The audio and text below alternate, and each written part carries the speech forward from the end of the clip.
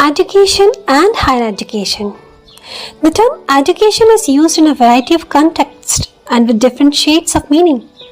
In its broadest sense, any act or experience that has a formative effect on the mind, character, or physical ability of an individual can be called as education. It is this sense that traveling, reading, conversation, or even living with someone can be an education.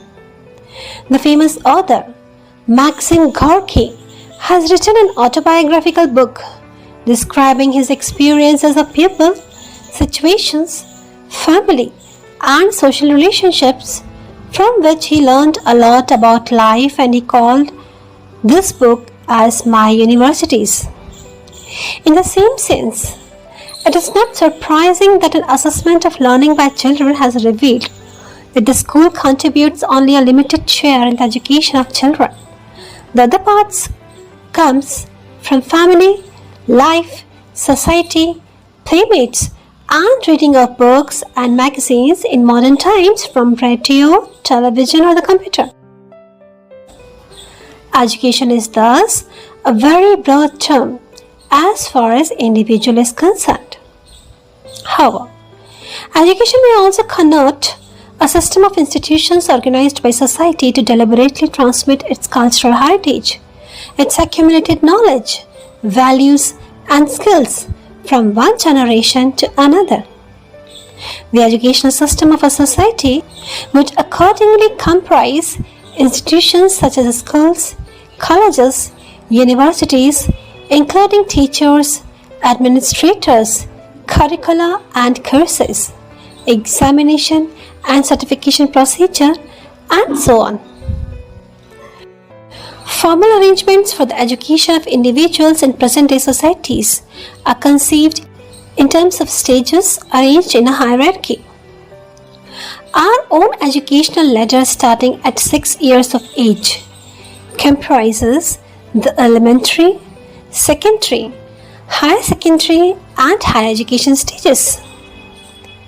Since 1968, when the Parliament approved a national policy on education, we are committed to a structure symbolically called 10 plus 2 plus 3.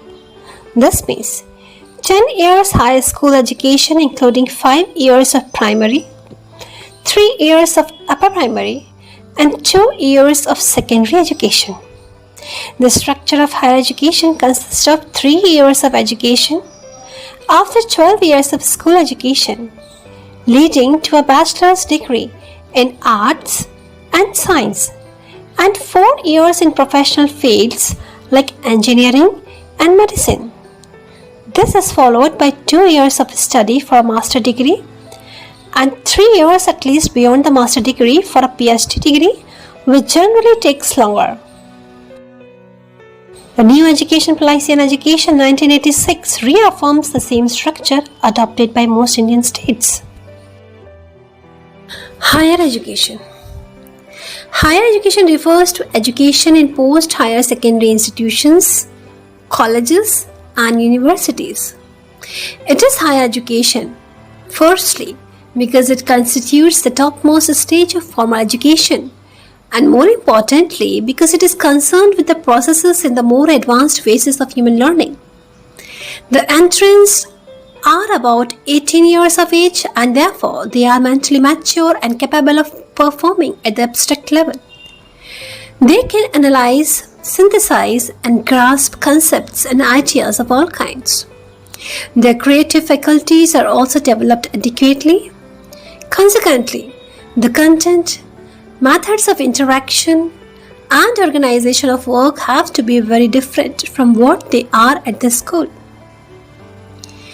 3 aspects of higher education are of relatively recent origin. One of them is that social, economic, and industrial development have created a pressure towards greater specialization. Whereas 2 centuries ago, students could study philosophy, mathematics, and medicine in their universities' programs. Today, These subjects are studied usually by different students in different faculties or institutions. Because of specialization, today's student in higher education knows more and more about less and less, and sometimes special efforts are necessary to create a broad understanding of subjects and disciplines. The second aspect is that as societies grew more complex, more selective and efficient means of cultural transmission evolved, the result is the formal institutionalized system of education.